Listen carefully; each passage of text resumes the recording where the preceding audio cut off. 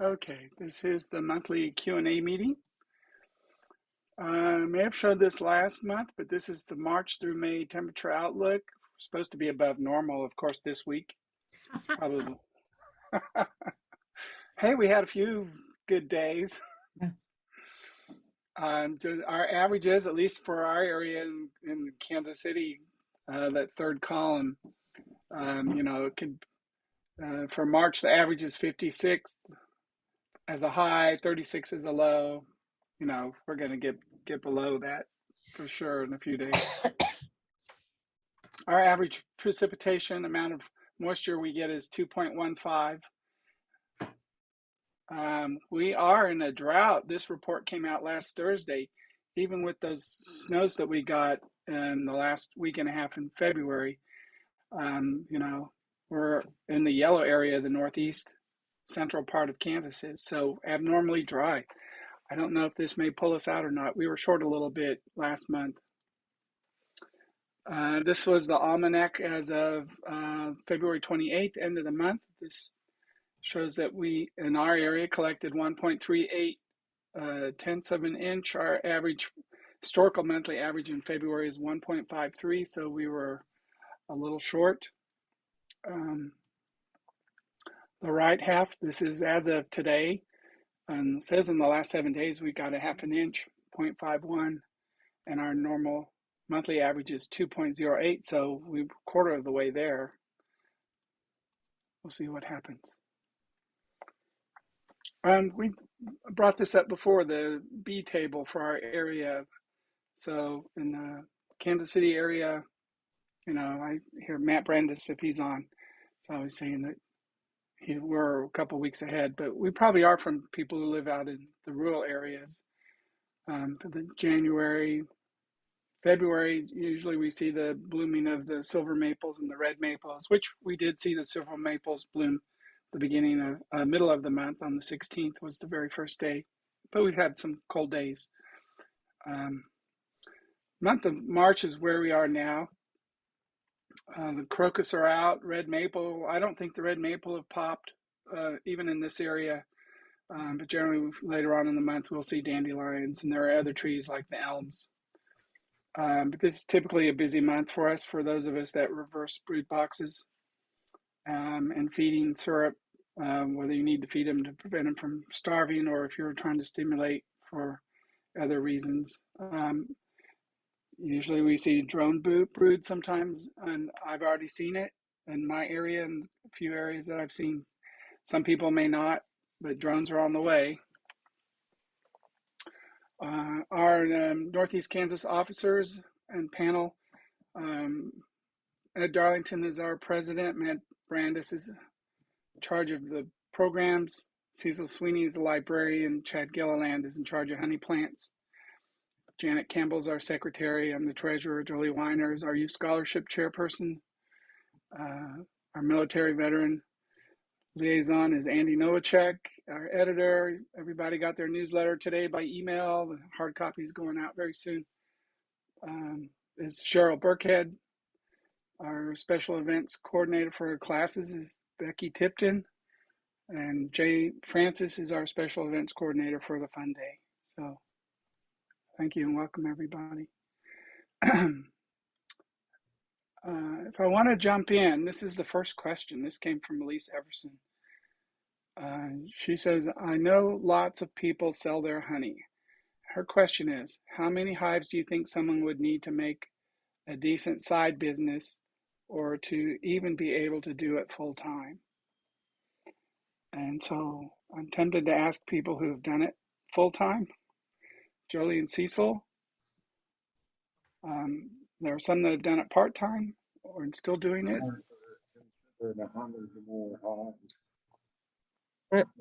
Sorry.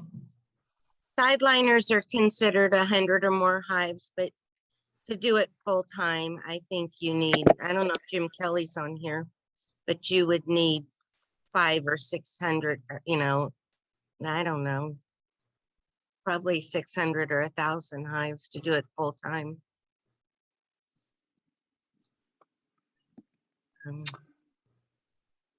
Elise, are you on this evening?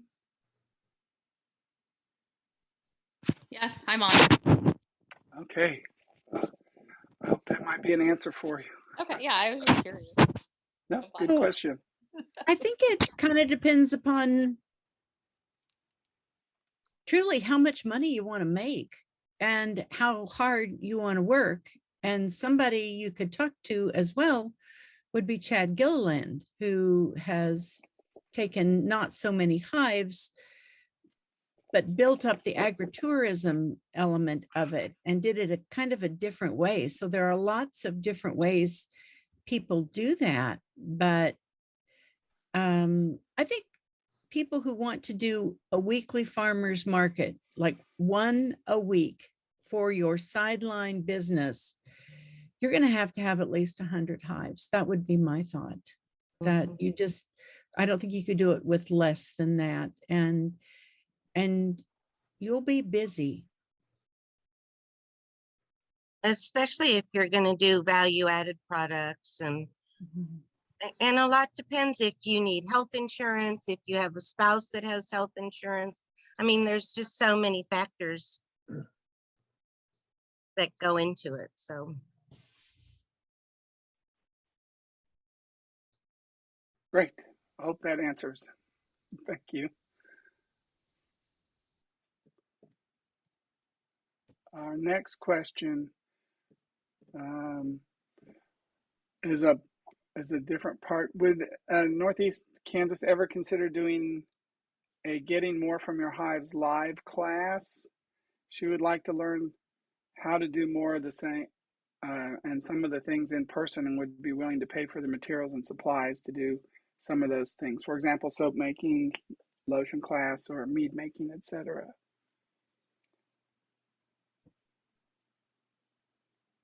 And so,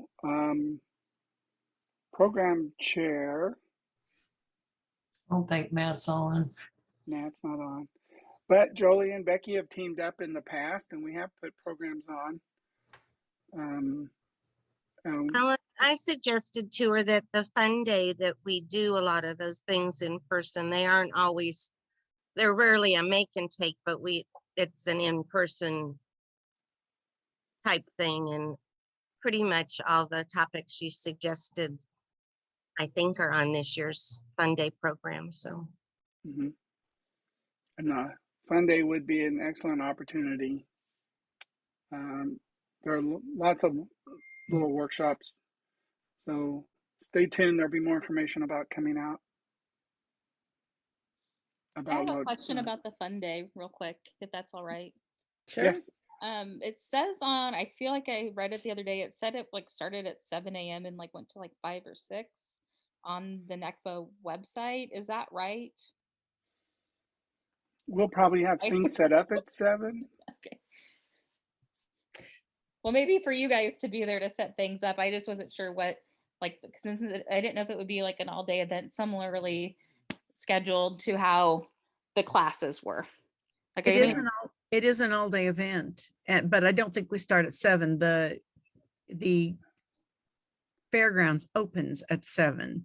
Okay. We usually don't start presenting until 8:45, 9 o'clock, something along those lines. Okay. And it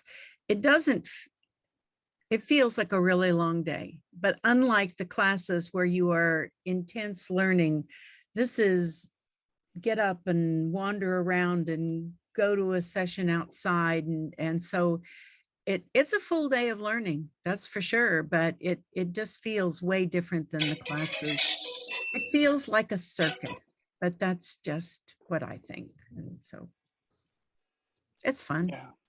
Doors generally open at 7. Okay. Oh, by the time you get checked in and any literature, and we usually have vendors selling stuff, it goes fast. Come early, you can set up chairs. No, that wouldn't. it might have just been a typo too on the website or something. I bet. Depends on how you read it. Generally, doors open at 7. Registration would be at a certain time, like 8 to 8:45. So this year's schedule isn't out yet, but it's being worked on. Good question, though. Thank you. Then we have another member, Chuck Hammonds. He wrote, his question was, I have only used Apivar in the fall after honey harvest to control mites. Should I be thinking differently? And I see Becky's nodding her head. Yes, Becky? What would you say? Well, Chuck, were you at the year 2 class and hear Rogan Tokash? He talked about that a lot in his IPM. Rogan admonished us to rotate our treatments, to not choose the same treatment year after year after year. And we almost all think it should be a two-pronged approach. In the early fall, late summer, after your honey harvest, you need to do a treatment then that is maybe a formic acid, maybe it's thymol, maybe it is Apivar, although Apivar is one that we have a lot of mite resistance to Apivar. Active ingredient is, it just left me. Fluvalinate. Amatraz.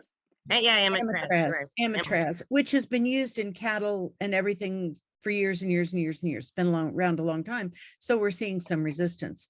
So Rogan really said, choose something different every year. But the two-pronged approach is treat in July or August, that early fall, or maybe even by Labor Day, someplace in there, and then late fall, the oxalic acid cleanup. And that's whether it's oxalic acid dribble, oxalic acid vapor, whatever you choose, the two-pronged approach. And boy, this week, it's like every other article I've read is talking about clean bees and getting rid of the mites and going in to the winter with really, really virus-free, healthy bees. And so I think if you've just used one product, you're probably looking for the year that everything will fail on you. But if you haven't already, then good luck. I'm glad you've had good luck so far. But Apivar, I think Jolie's had some kind of ugly experience with Apivar. Yes, we found that it just has not worked. And so have some of the scholarship students. I would suggest something else. And no matter what your treatment is, you should do a post-treatment mite wash to test for effectiveness. Yeah. Exactly. Thank you. I think that answers is thinking differently. Okay. Chuck also had another question. He read recently about the benefits of using slatted boards. We call them slatted racks. Does anyone have experience using these? And I can answer that I do. And Cheryl does as well. I don't know anybody else who uses them as much as we do. But Cheryl, what's your take about the benefits? I like them. They're like having a breezeway and a foyer into a building. It's helps the bees regulate temperature better, whether it's in the winter or if it's in the summer. I find that those colonies on slatted racks beard a lot less. They seem to have more space to exchange nectar in the summertime and gather. Yeah, they're not good for swarm control, but ultimately they're supposed to keep your hive cooler in the summer and warmer in the winter. Yep. And they'll lay brood all the way to the bottom of the bottom box. They'll lay brood all the way to the bottom of the frame. They'll even raise queen cells in the bottom box on that bottom frame once we get a little bit warmer conditions. Somebody asked what is slatted frames in the chat. Slatted racks. Slatted rack. What are slatted racks? I should have brought. Do you have a picture, Robert? I don't have one handy. Drop it in here. Sorry. I'll look and see if I can find one. Okay. Yeah, I think last time we shared our screen, last time we did this, I could probably drop a JPEG into the chat box, but it sits on top of your bottom board It goes on the bottom board, and then the first hive box goes on top of that. If you Google it, you can find it under Honeybee Suite. They have a good description of the function, and you can find the pictures of them in the catalogs in Dadant, and I'm sure in Man Lake as well. It came up immediately. It's easy to find. So yeah, that's Yeah. probably easier than me trying to put it someplace. You don't paint the slats, you'll paint the outside perimeter that's exposed to the weather and the edges, just like you would your hive boxes. And I even paint that flat portion that's positioned on the front, whatever that part's called, Robert, but I just don't paint the individual. The edge, the top edge and the Well, bottom I edge. paint the top edge and the bottom edge, but I don't, and I paint the little flat area that's positioned on the very front of the hive, the top. I just don't paint the That 4-inch strip of board. strips. Yeah, I don't, Yeah, I don't paint the board. Those rails, I guess you'd call them.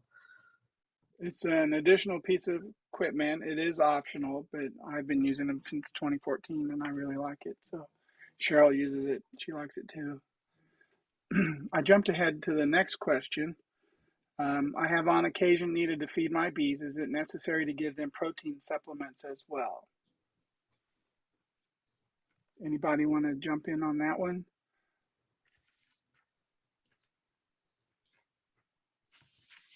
Cheryl, might as well. We don't find we really need protein supplements in Northeast Kansas anyway. If you're starting a new package of bees and you don't have old foundation or foundation that's got some pollen on it, then it might be worth putting a little substitute. I just don't know if they'll even take it then. I mean, Jolie's messed with a lot of packages in the past. And a lot of it depends the weather. If we get some really cruddy days after you install your packages, they might benefit from just a small amount of pollen sub that could be used up within a day or two, because small hive beetle really love that stuff. And so you don't want to have a big old sheet of it laying on the top of the frames. Just a small little amount shoved between a couple of frames is plenty.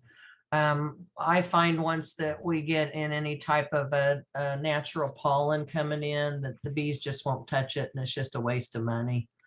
And if I had dry pollen sub that you fed prior to silver maples coming out, that would probably be utilized probably the best of any of the pollen subs. But yeah, I mean, a small colony, especially a package, may benefit from it if the weather's particularly bad and they can't get out and forage for their own pollen. Same thing with probably a nuke, although with a nucleus colony, you usually are getting a full frame of pollen and stuff in your in that 5 frame anyway, but package more than anything. But no, I don't usually feed any pollen supplement. Not here where we are. Hey, Ron. Can you hear me? Yeah, we can hear you. Okay. I usually use for my packages when I get them, but we usually get ours pretty early out here, the end of March and the first part of April. And I usually put about at least a half a patty on them. Mm-hmm. I have different pollen sources for them. I have different trees that pollinate at different times out here in the yard. And where are you? Northwest Kansas, out by Hayes. Okay, north central then. And they usually use up at least a half patty, because especially if you get 2 or 3 days, like you said, of cold snap, where they can't get out, they'll usually make use of that patty. I did put a patty on the other day because my bees have been bringing pollen back for the last 3 weeks whenever it's been nice out. And I had a candy block in there also. They didn't go after the pollen patty, but they went after the candy because they were bringing pollen back from the elm trees right now. Mhm. But they did go after that candy block. Yeah. Okay, well, thank you very much. So if we move on, those were Chuck's questions. He sent an email in today, and same kind of question. What can you tell me about the use of the slatted boards? I think we've already covered that. His other question was, is Apivar in the fall the best way to go for treating mites in this area? Should this be alternated with another treatment? And I believe we did answer that question that when we were discussing Apivar earlier this evening in the session. So I hope that was good for you. If needed in the spring, what about feeding protein? I've read a bit about protein patties. Is this something to consider? And that topic we just got done covering. So personally, I don't feed protein supplements or patties because we have enough protein coming from the trees, and the bees are bringing in pollen, and they brought in a lot of pollen last fall, but just like Cheryl mentioned. So I don't think I think to consider it is if you're in an area like where I am, where there's a lot of trees that are blooming, I wouldn't consider it. But if you're out there where Melvin is in Hayes, that might be something. So the location is different. We have different plant geographies in Kansas, and so it is something to consider. But I didn't look up where Chuck is. So Chuck, where are you located? Overland Park. Oh, yeah, no problem here. You've got plenty of good trees. So, and then his fourth question, hot hives. I've heard both sides on this. Better honey producer versus nuisance. Better to start with a new queen. Thoughts on hot hives? I'll go first. Mean bees are not fun. And especially if you've got them in the city or Overland Park, you don't want them. They're not fun to play with. Anybody else like to add something? Becky? Yeah, stay with the gentle ones. Okay. The rest they're just too nasty. Yeah. If it's two things. First of all, it's your neighbors. And if you don't have an ordinance about bees, have some nasty bees around, and guess what? You'll have calls, and you'll make it bad for everybody. So just don't do that. But it also for you, because if you have a really ugly hive, next thing you know, you're kind of going, well, I don't have time to get into them today. I don't have time to suit up. I don't really want to deal with them today. And you'll neglect them. So it is just our nature. I'm sorry. Nobody likes getting themselves stung. So we don't deal with them. And the people that say, oh, they produce more honey, prove it. I just don't believe that. I think that's just somebody justifying their nasty bees. Yep, I agree. And Cheryl can attest to mean bees. She didn't have any last year, but I gave her that nickname. I really have only had one colony that was like that, Robert, the one that would meet me at the chicken coop. And we had, I mean, it was in 3.5. It was in 3 deeps and a medium by spring. Of course, then I made the dumb decision to split from it. So then you had a whole bunch of nasty bees amongst a whole bunch of splits for a while until those, died out. But we split that colony in half and took it where there wasn't a bunch of people, and figured out which one had the queen in it based on which one was making emergency swarm cell or queen cells. And it took me a couple of times going through that hive before I found the queen to pinch her. So Chuck, have you got a hot hive that you're worried about, or are you just asking? I've had one, and I was out the other day and just checking, and I was suited up, but they came after me just immediately, and I didn't, I was very surprised. So a defensive hive can be harder to requeen. They are not just defensive for people, they're defensive about everything. And so I would suggest that if you are considering requeening, which would be like, that one's going, make nukes, split it up, make them so that split it really fine, and then they will be better accepting of your queen. And then you can put them back together again. So you're going to take a couple of frames, introduce your queen in there, make sure that she's laying eggs good, well, and then you can put it back together again with the rest of the colony if you don't need to split it more than once. But when we've had super hot hives that we wanted to change their disposition, they just get a new mama. That's it. We're just not going to deal with that. So. Well, if you're just running into this, I might suspect that they may be on the verge of starvation and they're mean for that reason. That could be. And some good feedings might turn them around, improve their morale, make them nicer. So you might check into that. Yeah, that's why I checked, and I kind of lifted the hive a little bit, and I could tell there was still some honey in there.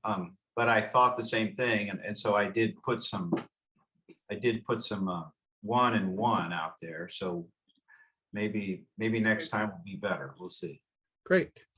The only time I've ever experienced it was when I found out that the queen had lost, or I'd lost the queen. And as soon as I requeened her, it straightened out immediately. And it was amazing because they had earlier been very docile hive, and they turned really mean for a while, like I say. And then when I went in and found out they were queenless, I put a queen in, and the hive straightened out immediately. So you might investigate to see that you are queen right. All the above. Good question. Okay. So those were Chuck's 4 questions that came in today. Melanie Bailey, she put a question also today saying, before installing a new package or a nuke in a dead out, what cleanup or prep work should be done to the hive components? And she actually came back about an hour ago and said that this question was answered for her in the newsletter that just came out. So, but it is a good question to ask.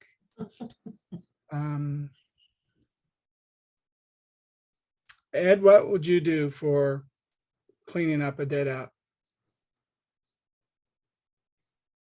I would first just make sure that they hadn't died out because of disease, that they died out either for starvation or whatever. And I would go in and sweep the bees off and get rid of any of the dead bees and make sure that it didn't have any evidence of, any kind of deformed wing virus or other things that would have been caused by disease. And I've never had trouble with it. I just haven't. So it's be careful. And just be sure to shut it up good so that other bees won't rob it out. And Correct. Mice or rodents won't get inside until you get new bees to replace it. So, Right.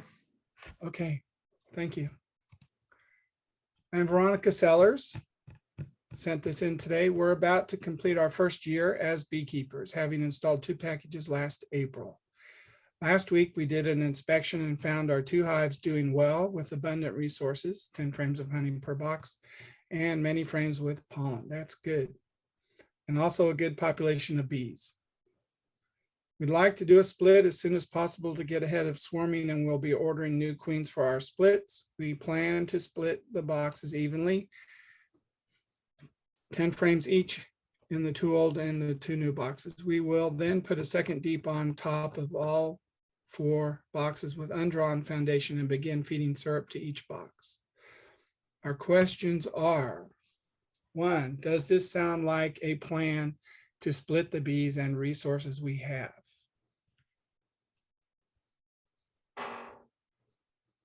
Who's got lots of experience with splits that would like to start with this first question?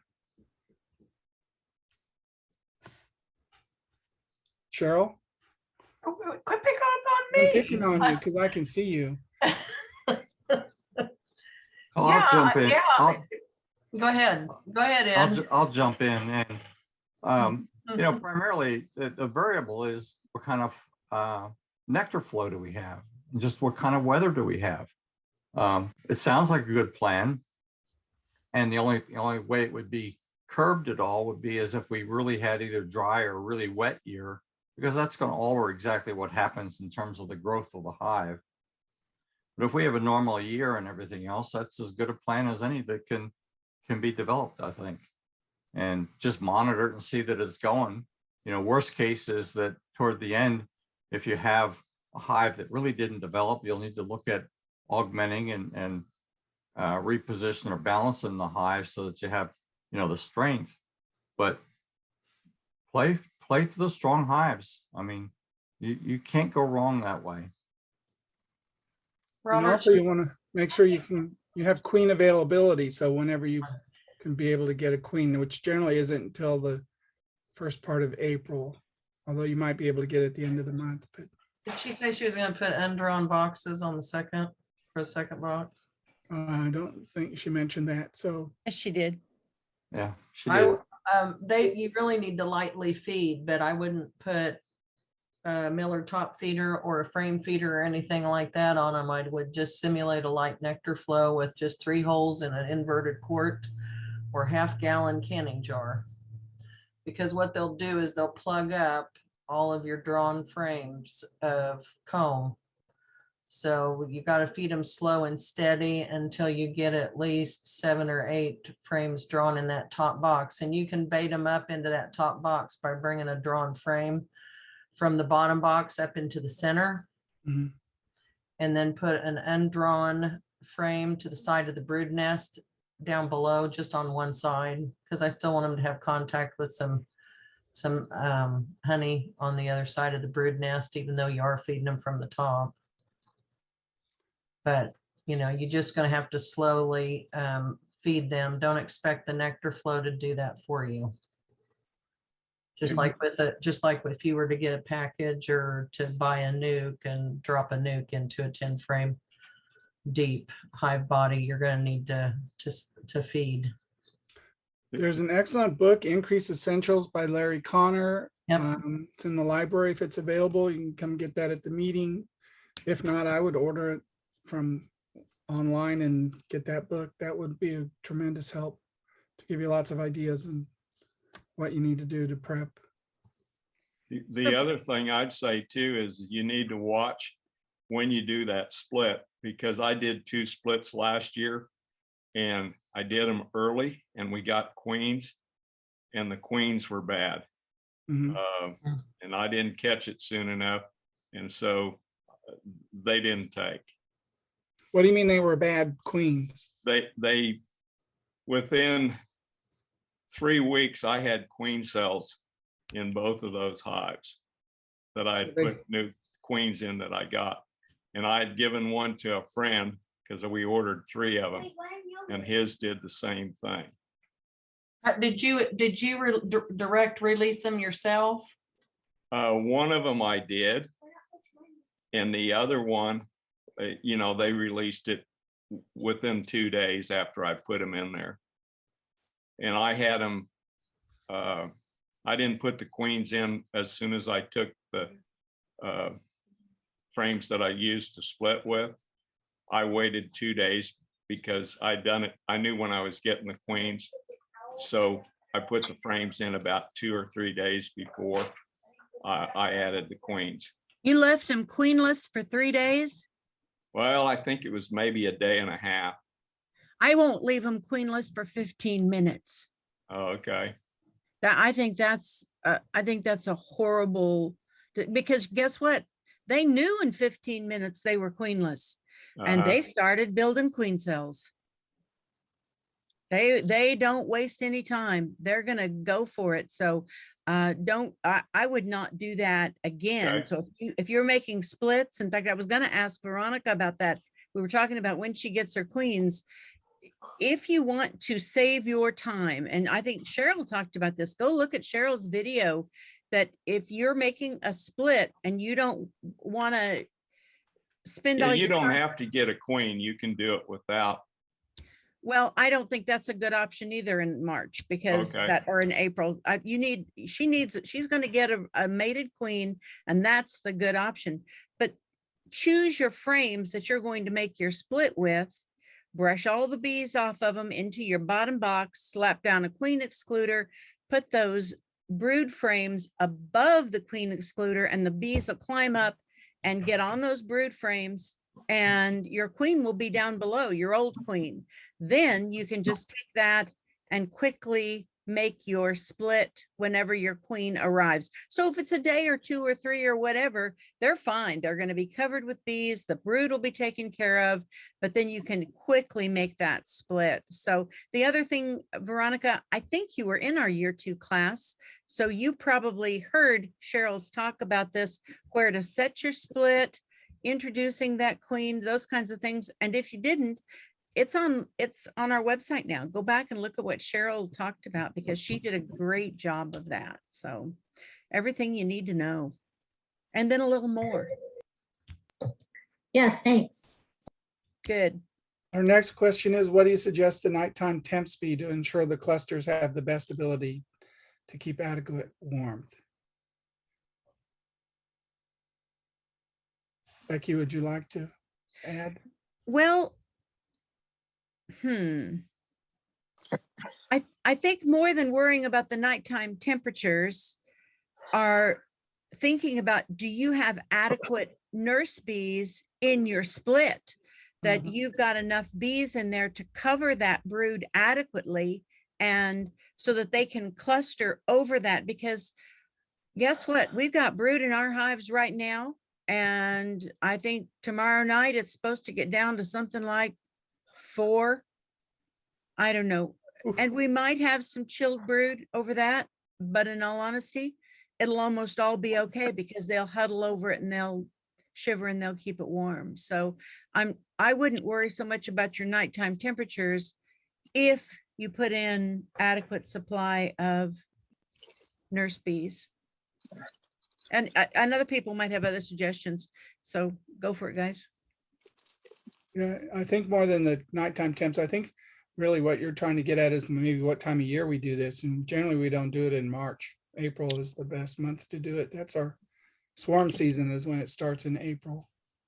We do get some cold weather in April, but I've never had any issues with that. Okay, that's good to know. The reason we were asking is because we can get a queen as early as, well, March 15th. And That's early.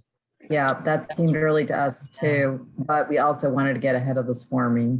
So, Well, and you probably, you're not gonna worry about the swarming until you start seeing evidence that the bees are doing that. And you're gonna start seeing a whole bunch of drones, cells being raised, and drones emerging on frames. And yeah, that's not anything you're gonna have to worry about in the month of March, I don't believe. Right. You know, I will say that last year I got my first swarm call on the 4th of April. And they didn't call me soon enough. And by the time I got there, the swarm was on the move. But 2 weeks later, they called me again, because the same hive swarmed again. Mm-hmm. And that one I picked up early in the morning off of a tree limb. That one was a nice swarm. And but early April out here is really early for a swarm. Usually they're in May and June. Right. Okay, thank you. Her third question: last year we got no honey. The bees only drew out the deep boxes. That's very typical of brand new first year colonies though. Is it too much to hope for honey this year as they will need to draw out 10 frames in the new top deep boxes? I presume that you mean after you do the splits. And that's in addition to the supers. Thanks for your advice. Signed, Fortunate but Honeyless in Prairie Village.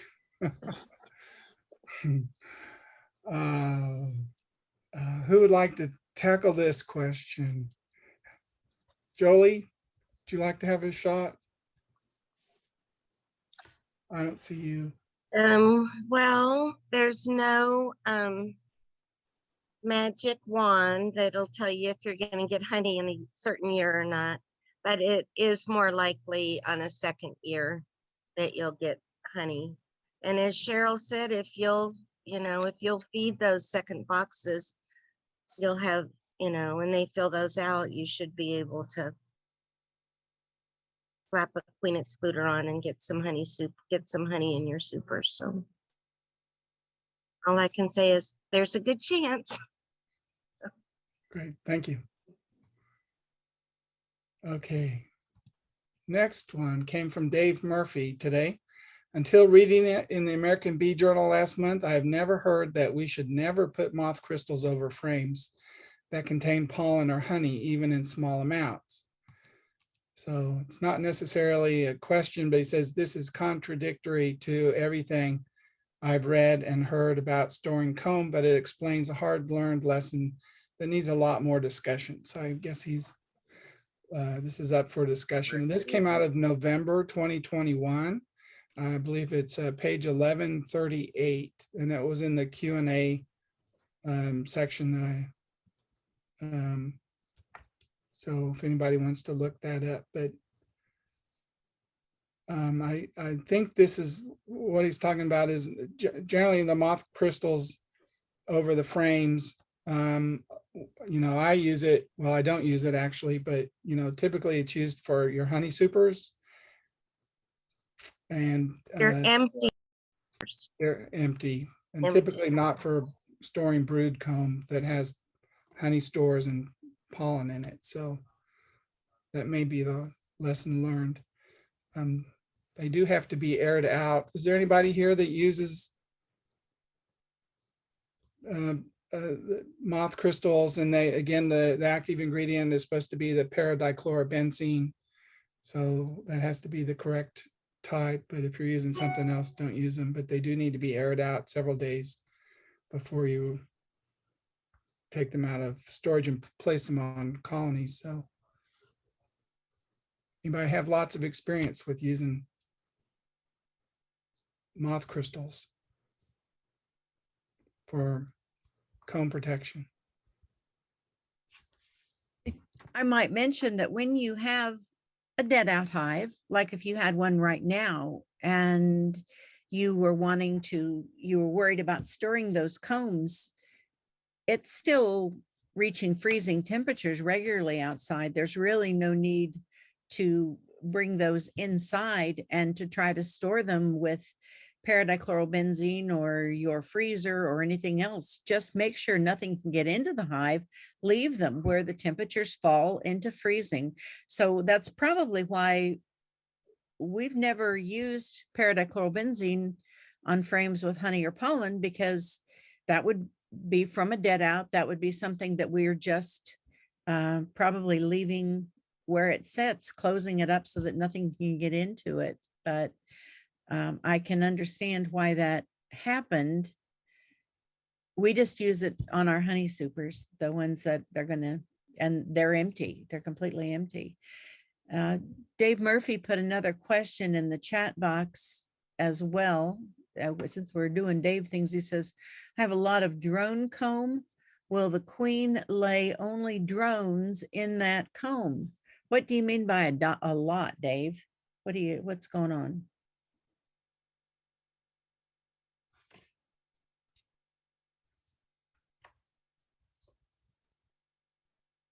And while we're waiting for him to respond, so the wax moths are dead. The cold kills them. They're not in these parts of the country until the weather gets warm enough, and usually that's towards the middle of the latter half of May. So mostly it's protecting them from robber bees. At the keeping out of key- honey. At the Yeah. KHPA meeting, Julie Chahoy talked about all of these annoying critters. And she talked about a product called Captan, which is BT, the stuff that is the active ingredient. It's like the stuff you use for cabbage moth worms and things like that. There is no reason that it should be toxic to bees because it is pest specific. Has anybody here used that product? Tried that product? It is still that Bacillus thuringiensis. We used it once, but like 25 years ago, and Oh, it worked, but you know, it's been around then for a long time. it's been around. It was registered by the people who had Apistan, you know, the or Varroa, and they were looking for another product, I think. Because I'd never heard of it for, You I've have to heard of spray but it on each frame, so it's like Oh, so tedious to do that unless you only have 1 or 2 hives, you wouldn't be likely to use it, I don't think. It was That makes used a sense. lot in Texas and across the southern states where they had, didn't have the cold winters and stuff. makes sense. That It makes used sense. to be used a lot a while ago, but then for a while there, I didn't ever hear about it being used. Now I've seen it resurface again. And people are starting to use it again, I think. I've got some. I've never tried it yet. I bought some to think about it, but Use it for bagworms. Yep. yeah, Yep. same thing. Yep. Dave said in the chat room that he has about 10 drone combs. Should I put them in the hive? So sounds like he's asked, you might unmute yourself, Dave, so we answer your question correctly. So you purchased combs for drone comb. Is that what you're saying? No. Okay, you just have frames with a lot of drone on them. Yeah, the queen won't change, the hive won't change that into worker brood. Once it's drone comb, it's always drone comb. And the queen will always lay drones in it. So you could work them to the outside and they could be honeycomb, or you could just buy new foundation and put it in.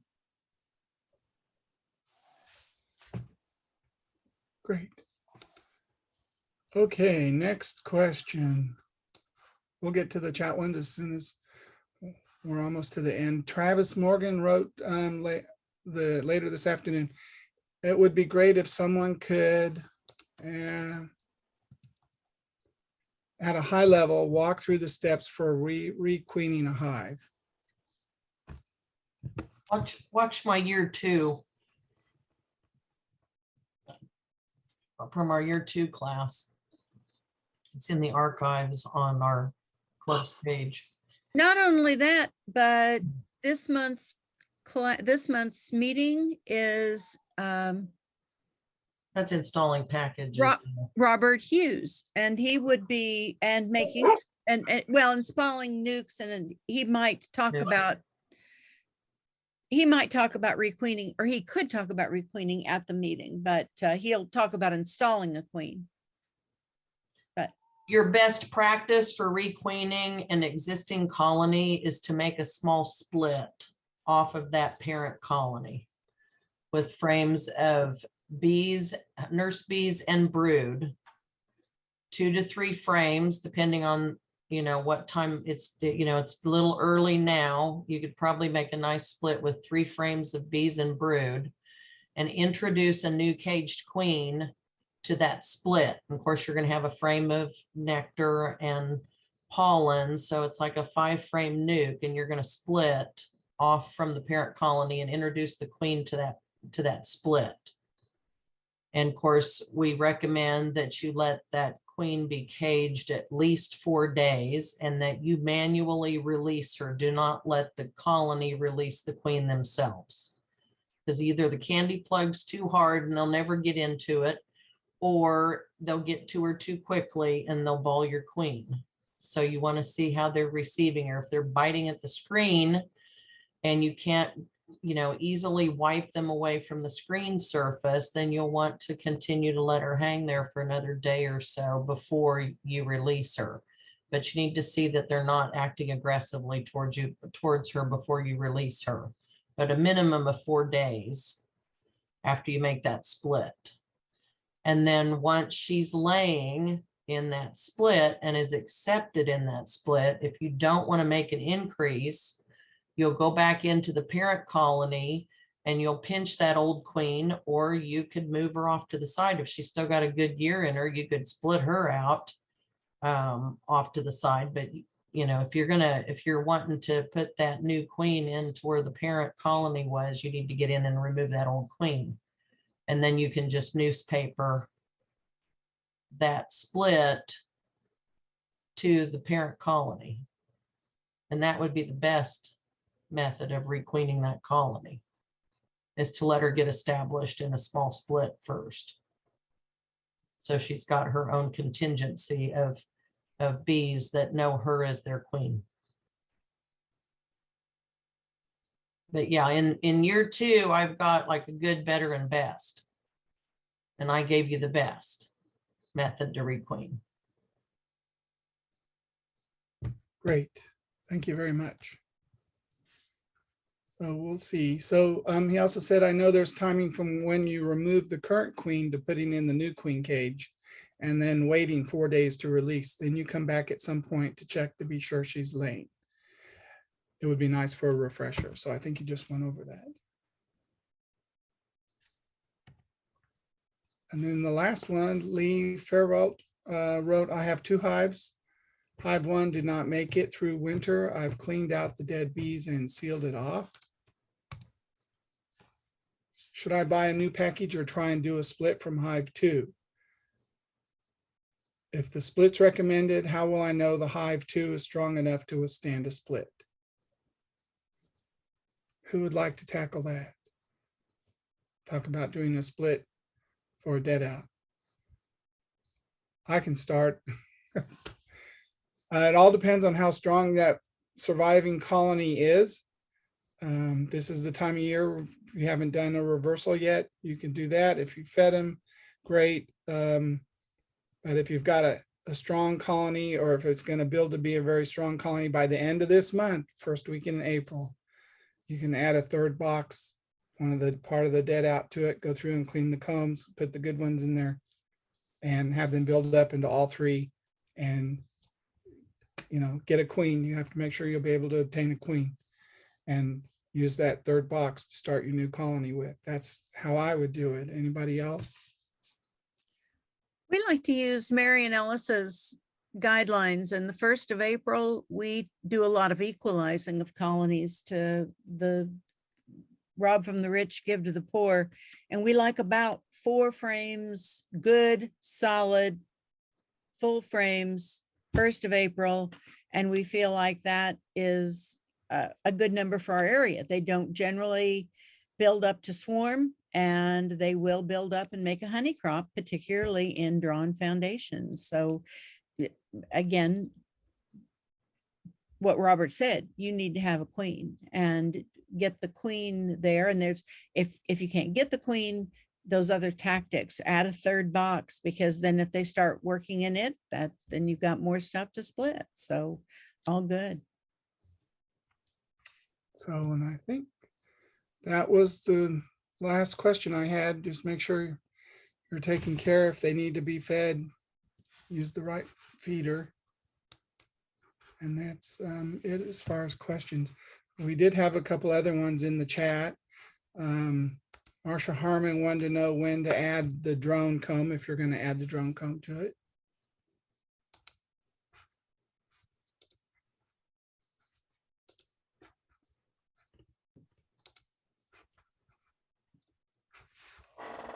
Marsha, if you don't need to add the drone comb, I probably wouldn't. You may already have it. Well, You don't want to go into raising too many drones. I'm kind of curious though about doing the IPM method with that green Oh. drone comb stuff, and that's what I'm curious about. So if you were going to try that for some IPM on the Varroa, when do you add it? And I assume you add it on the outside of your box. Yeah. And I'm not one that does that I kind of haven't- rural control, so. I haven't done that either, but I've Okay. listened to people talk about it and they say that you can reduce your Varroa by about 20%, which is significant. That's a significant reduction. And although it is incredibly organic, it's also, there's some cost to it because they're going to build that comb for you rather than do honey, rather than do some other things. So if your drone comb isn't drawn, you're going to need a pretty good nectar flow or some feeding to get them to draw it. And you're going to need that kind of in your brood area because your queen, you don't want them to store honey in it. You want them to lay eggs in it. So you've got to get it in there at that kind of height of the season so that they will draw it out. And so that queen will lay in there and she will just lay drone brood in it. So you're not going to decrease her egg potential, but you try that and come back and report back to us. Let us all know. Yeah, how it works. I just was curious. I keep looking at these thinking I would like to do the IPM thing, but I don't. So I would put it in the center, basically, is what I'm hearing you say, right? You have to get them to draw it. And after they've drawn it out, I don't think it has to be front and center nearly so much. But I think to get them to draw it and to get it going originally, you're going to need it pretty much in the middle of their world. Okay, got it. Yeah, no, I keep looking at it and I was like, oh, should I pull the trigger and try one? I just want to see if I add it to one of my orders for one of my bee supplies. Is like, I might be interested in that. I know it's a timing issue too. You have to be spot on when you pull it out. Sure, So that you're not creating a Varroa bomb. But I was just curious, when would you add it then? So add it now so they start building the drone comb. That would be a possibility. Now the trouble with doing that is they don't do it like they're supposed to. They won't just lay that whole frame up and then you can pull it out and it's all nice and organized. I mean, they'll do you a little 2-inch circle in the middle and you kind of go, oh, well, those guys just hatched out. I just grew some Varroa. How good is that? Because they don't do the whole frame like you want. We put a frame in, and they just looked at it. It was the wrong, they weren't interested in drawing it. They didn't really like it. And they drew out a little bit of it and then filled it with nectar. And we kind of went, yeah, we're doing something else. That didn't work. Yeah, no, I haven't, like I said, I haven't bought it yet. I was just curious about it. And if you're going to add it, that makes sense. So if there's time, can I ask about equalizing? Do we have time? Sure, go for it. So 2 weekends ago, when we had such a nice weekend and a whole week of the 70-degree temps, we did get in. We have 3 hives, and also I want to say we run 8 frames. So every time you guys talk about 10, I have to kind of subtract 1 if I'm doing the math like you guys are. But we reversed a couple, but what we found, it's just so interesting. One had completely depleted their resources. They hadn't starved out. So knock on wood, we've got 3 surviving hives. One had 8 full frames of honey on top. So can I equalize and take some of their honey to give to the ones that ate it all? Why would you not? Well, that's what and when you're equalizing, you can equalize brood and you can also equalize with honey, right? So just shake off the bees and stick it on the side and let them have it. Because 8 frames is too much. They don't need a full box. You're right. You're right. Okay. Yeah, you're good. And it's 1 frame of honey, 1 frame of food per week if they're raising brood, correct? I think that's what Jim Kelly said. Or did he say, yeah. 1 frame per week if they're raising brood. Okay. And they're raising brood. So that's another question I have. So when you're counting, or when you're looking at how much brood they have, well, it's not a full frame. It's like, there's a quarter of a frame on this side. There's a quarter of a frame on the other side. So do I count that as like a half? And then I come up with the whole total of, okay, there's 3 frames of brood if I add that all together.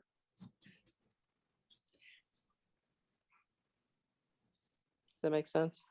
Yeah, when we count frame of brood, we count pretty much covered on both sides. That's a frame of brood. That's one frame. Okay. That's one frame. That's the way we count it, but who knows? I've probably been doing that wrong all these years too. So if on one side of a frame I had a quarter with brood and another side I had a half, you would say that's 3.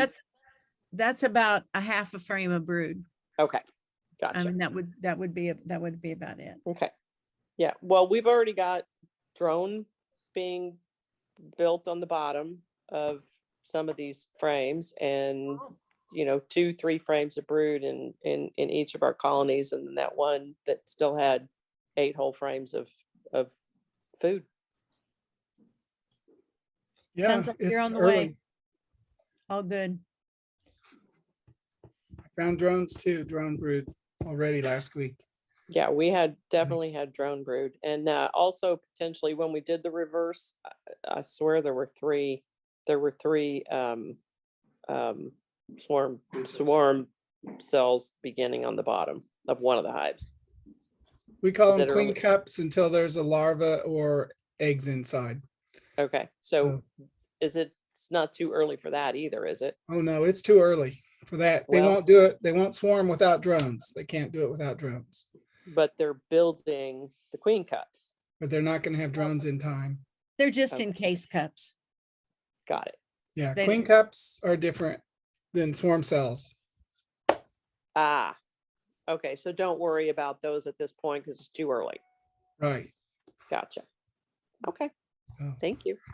We've 5 minutes past the top of the hour, but we've got one last question from CB to everyone. I would like to move some hives in a couple of weeks. The new location is a 75-minute drive, mostly on the expressway, but some on gravel roads. How much ventilation do the hives need if I use a screen cover as well as a window screen on the entrance? Is that too much ventilation? And do I need to be concerned about all the dust from the gravel roads? So somebody that's got good colony movement experience, please jump in. I Jolie think and that's Cecil. Cecil. Jolie and Cecil. Hey, if you said how long before you were going to move them? Couple of weeks. Yeah, we should still have some cool nights and stuff. So if you actually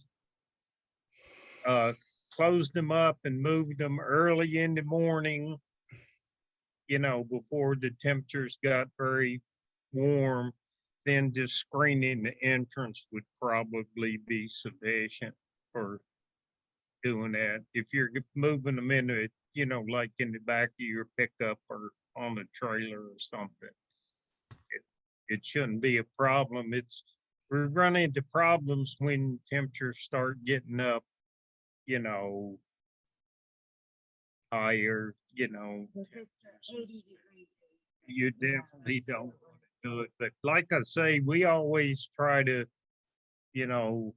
move them first thing in the morning about daylight or whatever. We usually take off about daylight and head to where we're going. And usually it's still cool enough. It's not an issue. And then have everything set up where you can just set them off and open them up right away when you get there. Okay. Thank you. Cecil, is there a temperature that it's too cold to move them in the morning? Yeah, you do have to be concerned about that.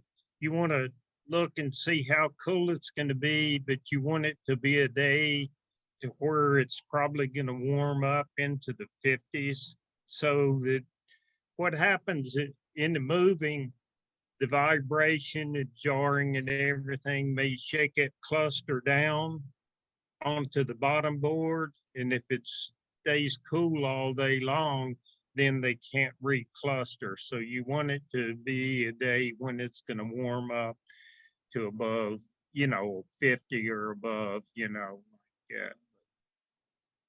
So just look at your weather and pick a day that,